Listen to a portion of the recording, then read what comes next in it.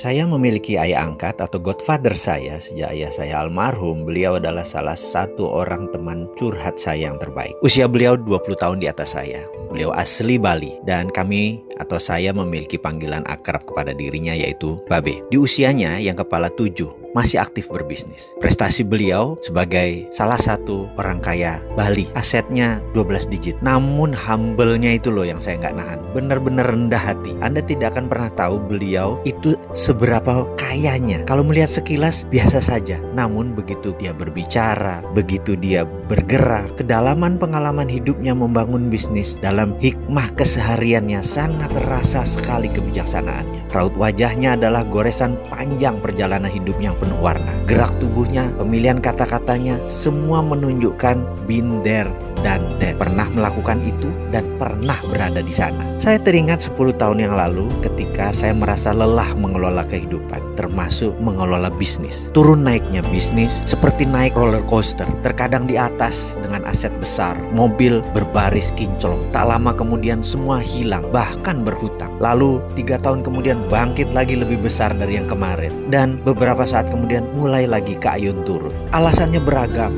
mulai dari perubahan demand, perubahan peraturan pemerintah, naiknya harga bahan baku gila-gilaan, sampai manajemen yang terlalu cepat tumbuh sehingga tidak siap menghadapi winter atau musim badai. Itulah belasan tahun saya berbisnis. Saya tidak pernah mengatakan saya ini pakar bisnis. Sampailah dalam kelelahan saya, akhirnya saya memilih untuk menemui bapak angkat saya, mentor saya dan mitra bisnis saya ini. Kantornya cukup tua, sudah lebih dari 30 tahun namun asri. Di belakangnya ada taman yang sering dia pakai untuk rokokan atau jagongan, ngobrol-ngobrol ringan di sore hari. Memiliki luas 4.000 meter di tengah Kebayoran Baru dan hanya berjarak 500 meter dari SCBD Central Business District. Yang saya tahu bayar pajak PBB-nya mahal sekali. Setiap tahun dia membayar sekitar 1 mobil Innova hanya untuk bayar PBB. Tapi dia bisa bayar, itu yang lebih penting. Saya pun sore itu duduk di samping beliau di meja kayu panjang di taman tersebut dan bertanya, "Be, apa resep untuk sukses?" Ternyata dia diam saja, hanya menatap mata saya lalu menyedot rokok favorit. Mendapat respon begitu saya tanya ulang lagi, "Be,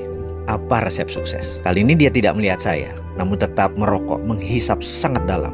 Lalu saya tanya lagi dengan nada lebih serius, "Be, apa resep sukses?" Sukses jauh lebih sukses dari Babe. Kembali dia tetap menghisap rokoknya, namun kali ini dia menjawab pertanyaan saya. Namun dengan pertanyaan, bukan dengan jawaban. Dia bertanya, "Kamu lapar?" Maksudnya, saya bertanya balik, "Kamu lapar nggak?" Dia berkata sambil menghisap panjang rokoknya. Saya pun ngeh dengan pertanyaannya. Lalu saya jawab, "Be, saya lapar." "Seberapa lapar?" Bertanya lagi. "Sangat lapar, pakai banget." Kemudian dia bertanya balik, "Betul, kamu lapar, pakai banget?" "Iya," saya jawab cepat. Lalu dia berkata, "Kalau kamu lapar banget, sangat lapar, maka kamu tidak perlu penjelasan. Kamu nggak perlu ilmu, kamu nggak perlu saya. Kamu pasti tahu cara cari makan. Bahkan di agama kamu yang Islam itu, kamu diajarkan lapar, menahannya, dan bermain dengan lapar. Itu hikmahnya dalam. Jadi kalau kamu benar-benar lapar, sangat lapar seperti saya dulu, kamu pasti tahu jalan untuk cari makan." Setelah itu dia terdiam.